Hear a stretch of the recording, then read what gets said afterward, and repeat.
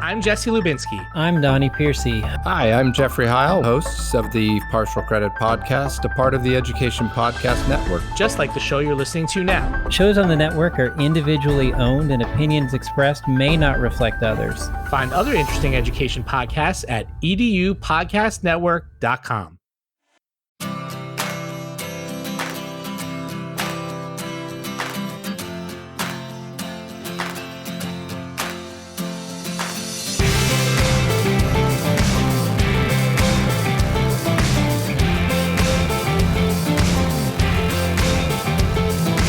Thanks for listening to the Tech Tools for Teachers podcast, where each week we talk about a free piece or two of technology that you can use in your classroom. I'm your host, Shanna Martin. I'm a middle school teacher, technology and instructional coach from my district. And I'm her producer and husband, Fuzz Martin. And as a Wisconsinite, I never know if you're talking about artificial intelligence or if you're about to start a sentence with, "Hey, I was wondering." No. Ooh, we got a little stand-up going on today. Thank you, folks. I'll be here all weekend. Try the veal. Tip your teachers. There you go. I have a little bit of a cold because you helped. I emceed, DJ'd an outdoor tailgate party for the local homecoming event. Yes. And it was cold and wet and rainy. And because homecoming in Wisconsin, I know every state, I've started to learn more about this. Like every state has their own homecoming traditions. And there's some cool ones out there, like cool things that people do.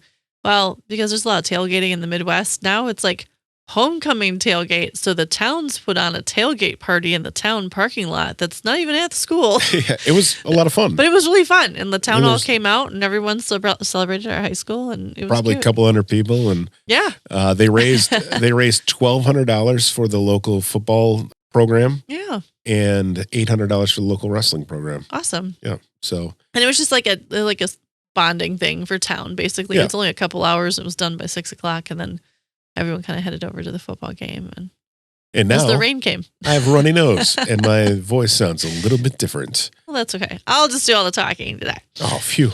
Oh, all right. So we are. Hey, I was wondering. I was wondering. So we are doing part 2 of our little AI for education and for educators series that we've started now, because I realized that there was part 1 and then our quick chat was about an AI tool, and then we did some Google Chrome experiments, and now we are back to part 2 of our AI in education.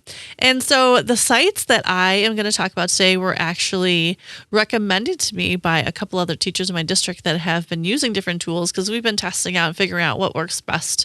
And it really depends on the grade level that you teach and your needs as a teacher, lesson planning and organizing and all those kind of good things. So finding the best AI tools for you, I think, is kind of the new find the best website or find the best presentation website. So right now we're just kind of exploring all of these cool options. And these are 2 very cool tools that one shared with me, started using, and they are very helpful in the classroom.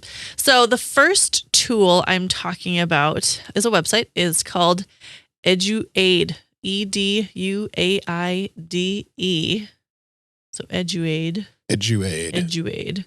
And it's pretty sweet. So you sign up, little Google sign in. And what this site offers, a couple weeks ago, we talked about Magic School. Yep. And that has like 50 different tools for teachers. Eduaide is similar in the fact that there is choices for teachers, and you can drop in the content that you're looking for. So you choose like your subject, you choose your grade level, you can do specific grades or grade level, and then offers tools that can help make your life easier. But the tools are set up a bit differently. The biggest piece that they have is one that they kind of send you to begin with. It's called Lesson Seed. And basically you drop in your content, you drop in your standards, you drop in what you want to talk about. And it outlines techniques and strategies and activities that align with the standard that you want to teach. Oh, cool. Which is kind of cool. And this one is always side to side. So when you find your tools on the left-hand side, you have all your resources to choose from on the left-hand side, and then it produces them next to it so you can see and work through at the same time. What also is cool about Eduaide is that you're able to edit right in the space. Like once it creates something, you just click the little like pencil button and then you're able to edit right into the Google Doc. You don't have to transfer it to another space. So if you want to edit, make changes, or just take parts of it out of there, you can do that. And even change like bold, underline, delete, so it's not all the tools, but there's plenty of tools to make enough edits to, get things rolling. They have a unit plan. They have engagement activities, which I thought was kind of cool. So you can drop in your standard. I was using some of the ISTE standards based on understanding credibility of resources and media. And so you can type in your standard, click the enhance button to enhance. It'll clarify the statement that you type. And then you just like highlight, like I'm going to do an engagement activities. I click add to my workspace and it just produces the next set of information right there in the workspace that you have. So it just keeps creating all of the lesson stuff that you want to work with in the same space. So it says like activities for getting students' attention with this ISTE standard based on media. So fact or fake, show students a series of statements and images and ask them to quickly determine if it's true or false. And they have source scavenger hunt. They have a media spotlight. They have data detective, quick opinion poll. So it just like quick cranks out all these activities aligned with the standard to help you like engage your students in education in what you're teaching, which is pretty cool. They have a rubric generator, similar to what we talked about before with Magic School. It's set up a little bit differently. But then they also, so those are all planning tools, and they have it organized. You've got planning tools, then you have information objects. So then if you're looking for something to direct students on a specific topic, it will create you an anchor chart, informative text questions, a vocabulary list, a slides outline, sentence stems. So those are all things that could keep your classroom going. So as you're teaching, the tools are being created for you. And again, all you do is like highlight what you want. Like I'm going to choose an anchor chart and I'm going to click add to my workspace. And now it's going to make me an anchor chart to go with the lesson that I created with the engagement activities, with cool. everything. So it just like sets everything up. So it gave me for my anchor chart, Category 1, accuracy. Category 2, perspective. Category 3, credibility. Category 4, relevance. And it gives the breakdown below it. Like, this is how you look for a credible source. Like, this is how you do all this information. It's crazy how much this just, like, lifts that weight off your shoulder when you're like, I can't think of anything new. They also have, as an option, independent practice. And for those of you, I don't know how everyone does their claim evidence reasoning, their CERs. We use CLEAR, CLEAR. Some use CER. It's all the same claim as CL. So that way the kids like clear so they remember it. Gotcha. Versus just CER writing. But anyway. Okay. And so you can click CER, you can click add to workspace. Boom. Down on the list. I've got my CER. It gives me my scenario, my data set, my claim, my evidence, my reasoning, criteria, how many points it could be like organized, and you can drop the rubric in. It's nuts. So when you're always trying to come up with scenarios for CER writing, because it's hard to like always think of things that align with what you need to, it'll align it for you. It also creates extension worksheets and keyword assignments and reading comprehension assignments. And again, I've only gone through 3 of the tools. Like these are sections of tools. Cooperative learning. There's a jigsaw activity, a think, pair, share, a debate, learning stations, gamification. You can do Jeopardy, bingo, escape rooms, quiz, trade, Quest-based information, this or that. Again, all there for you. And then questions, multiple choice, true, false, matching, discussion prompts, taxonomy scaffolding. All I did was give it one standard. And it's created an entire lifetime of teaching of stuff. Now, of course, it's AI. And of course, there are things as a teacher you're going to go through and you're going to look at it. But that's why it's cool that the editing tools are right there. So you can see it. Ooh, I like this part. I edit it. I can change it. It also gives you a little tutorial when you first sign in. So it'll say like, this is where you find this. And this is where you find this. And it like walks you through all of the steps. It has a little assistant in there that you're able to adjust things. They have like report card comments, substitute plans, class announcements, a syllabus starter. That's in the paperclip on the left-hand side. Feedback bot. So you can tell them, hey, like this is lame or this works. They have a chat, of course. They have an assessment builder. So you can like set up how you want an assessment to look. And then they have this magic little saved button content. And you know what it does? Everything I have created in the last, 7 minutes that we've been talking is all saved for me. So I have my CER, my anchor chart, my engagement activities, my lesson seed, all created, put together, saved for me. There's a little preview button, and then I can make a copy of it. I can load it back into Workspace to make edits to it, or I can move it to a specific class, and I can house everything organized by my classroom. That's crazy. Yeah. That's all free. Yeah. Eduaide. Eduaide. Nice. .ai. .ai. Yeah, love it. So what's crazy is, so I use Magic School a lot, and I've been introduced to this one, and I can see people like, well, what's the difference? Well, Magic School has like funny, like user-friendly. Some of them are like cutesy. The rubrics I like, not that they're that much different. Like it's a rubric reader. Amen to any kind of rubric reader. And so that one has like jokes. It's got just some like lighter things. This one has more bulk tools. Like this is like game on. We are going to build an entire lifetime of content for one standard. But either of them work fabulously, and they are both still free. Hopefully they stay that way. But yeah, so either one you might find, depending on your content area, if you're searching standards, how they're written will be slightly different. So you can kind of see which style you like a little bit better when it comes to the writing. But all in all, Eduaide.ai, fabulous set of tools to make any of your lives easier in any content area. Even if it's just like lesson planning and or creating some independent practice, or if something writes my sub-plans for me, that's fantastic. Yeah. Because we'd all like to not write sub-plans. So there you go. Obviously, you have to review everything. Obviously, yes. And then edit things as you want to and just take what you need out of it. But it'll get you closer, faster. It'll save you so much time. Yeah. Because teachers, we create everything from scratch all the time, even though we know it's out there. Yeah. And sometimes you just need a brain break. You're like working on the couch on a Sunday. Yeah. After doing some PD and, getting lunches ready for the week. Yeah. And then boom, you'll just make your anchor chart for you. You'll probably still want to transfer it over to a pretty little poster, but at least it's like the ideas are there. I have an AI idea. I have an idea. I have an idea for some software. All right, hear me out, okay? Okay. You've got a classroom full of kids full of different personalities.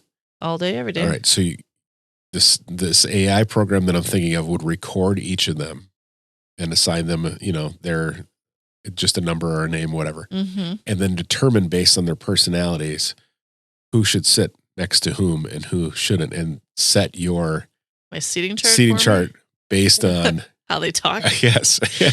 Well, that would be interesting. Yeah, I'm going to work on that. Okay, work on an AI seating chart. Fuzzlon Musk. Yes. No. No, I'm good. No. All right, but we do have another tool to talk about. All right. The second one is a Chrome extension. All right. It's not a website. It's a Chrome extension. It is called Brisk. Ooh, that's Brisk. It's Brisk. Brisk. Remember B-R-I-S-K. Those iced tea commercials? That's what I was going to say. Yeah, like an iced tea. Ooh, that's Brisk, baby. I don't remember the commercial. No, it's like 1990. You were 9. I was 9. Yeah. So, Brisk. Chrome extension. It's really cool. Also hoping that they keep this one free for a while. So what it does is, once you put the Chrome extension on, the 4 things it can do. It can change an article to a different reading level. What? That's huge. Wow, yeah, that is huge. We'll talk about it in a second. But it can change to, so you find your article online, you love it. You also know that it's at a 10th grade reading level and you need it for maybe a 6th grade reading level or 7th grade reading level, or you need it for a 7th grade reading level and a 3rd grade reading level. It will do that for you. The other thing it does, again, I'll explain all these in a second, like it helps you write feedback on student work in a Google Doc. Okay. So like when you're trying to give feedback on a paper and you only can say the same thing so many different ways, it will assist you with that. So it assists with student feedback. Cool. Again, you can edit all of it if you don't like it. It can create quizzes out of the article. So once it has leveled your article, you can click the quiz thing, and then it will make questions for you. Yeah. One of them that we were working with last time had that as well. Or from a video. It could take them from a video, not from an article. Yeah. That was in Magic School. They get it from a video. Yep. And it also has an AI plagiarism detector. Oh, so like it can detect AI plagiarism? Yeah. Within a Google Doc. Okay. Yeah. So what you do. Your move, kids. Right? What you do is you go to Google, Chrome extensions, you put the extension on your computer. It's a little dot. We'll link to it in the show notes. Yes, we'll link it. It'll be easier. And then you can also choose to hide it if you don't always want it lurking around. Then let's say, my good old website, I love a good, if I go to like Library of Congress and I find myself a article about something in history, and it's at like a 10th grade reading level. And while I appreciate that, sometimes I need something that's not at a 10th grade reading level because I'm teaching 8th graders. Yep. And then they get angry and they're like, you don't know what you're doing. So you find an article. 8th graders never say that. Right? Never, ever. So you find your article, like something from the National Museum of American History. And then once you find it, you click on the little Brisk button. It shows up in the bottom of your on the right-hand side of your screen. So it makes like a little circle. And then Brisk, right now, this article is at a 10th grade reading level. It may not pull all the text off the page. It does forewarn you of that. So it may not pull all the text, but it's usually pretty good. Yep. I'm going to move it to a 6th grade reading level. And I can choose if it's in English or Spanish or French or Chinese or Vietnamese or Arabic or Korean, pick it language. There's a whole list of languages that it will translate into. Nice. Again, we don't know 100% accuracy, but it will assist you in this. Change reading level. Once you click this magic little button, it opens up a new Google Doc on your computer. Now, I will tell you, it does have access to your Google Doc, so you guys know. It creates and starts writing the article for you at the level in which I asked it. So I asked it to rewrite the article in a 6th grade reading level. What's cool is that it links the original article to the top of the page. It throws the picture in, and then it starts generating the article at the reading level that I need it to be at, which is wonderful. At any point in time, you can click the stop generating button and it will stop writing the article if you've had enough or if you don't need that much or if you don't like what it's doing. So you can always stop the generation of the article. Then, once it's either done or you stop it, you can decide if you like it or not. And then you can double click and it'll open up the other tools. So do I want to write with Brisk? Do I want to give feedback? Do I want to detect AI writing? So let's see if I want to use Brisk. I can pull up a student article and click like detect AI writing. And it will go through and it will check to see if it was written by AI or if it was written by a student. And it puts on like a rating scale. Yeah, sure. So like this article, it says it was very unlikely that it was written by AI because, well, it's taken from the Museum of History because somebody wrote it. And articles quoted by a person. But it will check that for you. And it will say like the art, like it's not 100%, but it will definitely clue you in if the writing has been done by AI, which is pretty awesome. So that Brisk tool, again, the bottom, you can give the feedback. You can type in like looks good in the writing, which is not great feedback at all. And then you can click Brisk it, and then it's a glow. Your writing is very clear and informative. You've done a good job explaining blah, blah, blah. Grow. So it's got glows and grows for all of you that appreciate a glow and a grow on a paper. Things I'm wondering about. So it like sets you up with some awesome feedback to just make your life easier. So Brisk, Chrome extension, it's got these great tools on it. It will level your articles for you, which is really helpful for kiddos so that we can help them out at different levels. And it's a cool Chrome extension. So it might be worth playing around with, especially if you either give a lot of feedback or you share a lot of articles and you need those at different reading levels. Yeah. Which is pretty awesome. That is awesome. By the way, regarding writing in AI, have you found now that it's kind of easy to detect? Now that we're all kind of getting used to it, you can kind of tell when something's churned out of There's several ways I can ChatGPT. tell. I can tell because when they've copied and pasted in the background, it's a different color. Come on, kids. Shift, Option, Command, V. I can tell because the vocabulary is not something that they even know what it means. Yes, it's easier to detect. It's harder, I think, if they're doing like research and they're trying just to pull information out versus like their genuine writing. Sure. But yeah, I There's think we're like all a there's just like a more aware of structure it. to it because Yeah. it is a computer and it Yeah. does, yes, it tries to change things up, but there's a lot of like in conclusions and things like that Yeah. that feel really unnatural sometimes Yes, that I'm starting to like pick up on the cadence of. So there you go. Yeah. Yeah, I think there's more and more, and kids are more aware that we're more aware of it all. So. yeah. And if you've copied and pasted something and plunked it into a Google Doc and you click on the history of it, magic, it didn't all show up at once, folks. So Yeah. there's that too. So many workarounds. It's gonna be a better typer. That's amazing. So yeah, so that's part 2 of AI in education. There's just so many cool tools out there, and I hope you get to try them out. Save your life, save you some time in your life, Yeah. and at least a little brain break. for the Eduaide your teachers. brain briskly. There you go. Oh, look how fun you are. Let's do puns on the backside of this now when I have more time to think about them. Well, thanks for tuning in. This has been the Tech Tools for Teachers podcast. If you ever have any questions, you can find me on the app formerly known as Twitter at SmartinWI or on Threads. And if you want to get more information on the links to the technology discussed in this episode, you can visit smartandwi.com. If you'd like to support the show, please consider buying me a coffee or two. Visit buymeacoffee.com/smartandwi or visit smartandwi.com and click on that cute little purple coffee cup. Your donations help keep the show going. Shout out to those that are going to go to Ed Camp in a couple of weeks. There's a few across the country, and I Yeah. think there's one coming up in Jersey.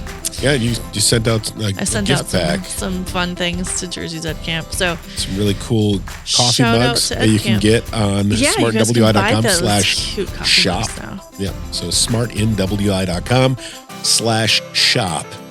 And then you can teach, sip, repeat Nice. with your Tech Tools for Teachers coffee mug. New episodes each week. Thanks for listening. Go educate and innovate. The ideas and opinions expressed in this podcast and the Smart NWI website are those of the author, Shanna Martin, and not of her employer. Prior to using any of the technologies discussed on this podcast, please consult with your employer regulations.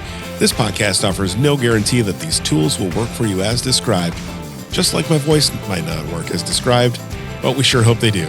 We'll talk to you next time right here on the Tech Tools for Teachers podcast.